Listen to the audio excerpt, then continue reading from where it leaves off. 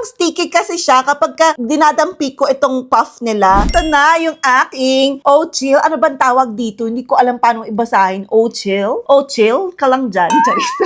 Ochil powder. Ang corny.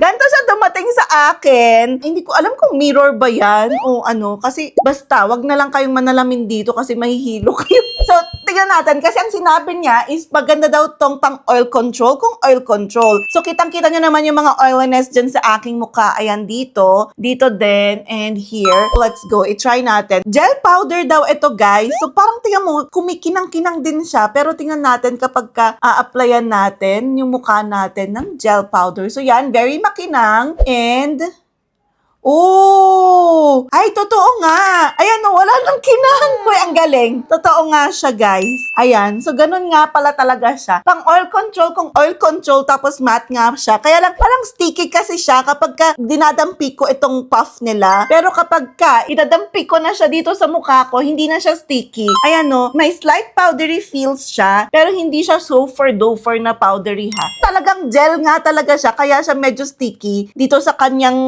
lagayan. Pero kapag i-apply natin, ayan, nawawala talaga yung mga shining shimmering sa aking mukha. Nawawala yung shine niya. Tapos nagmamat nga talaga. So pang ano siya, pang tanggal talaga ng oiliness. So lalo na kung naka-makeup kayo, maganda rin tong gamitin. Pang tanggal nyo ng mga oil, ganyan. Yung iba sabi parang kakapit yung ano, dito sa sponge. Try natin dito. Ayan, no. So kamay ko, malinis tong aking kamay. Walang kahit na anong something. Dito. So, igaganyan natin. Very sticky nga talaga siya here. Ayan, no. Ang sticky niya. Pero pagka i-apply mo na, hindi. So, ito. I-try natin. Ito, very makinang. Hindi naman super kinang, pero makinang siya. Try natin.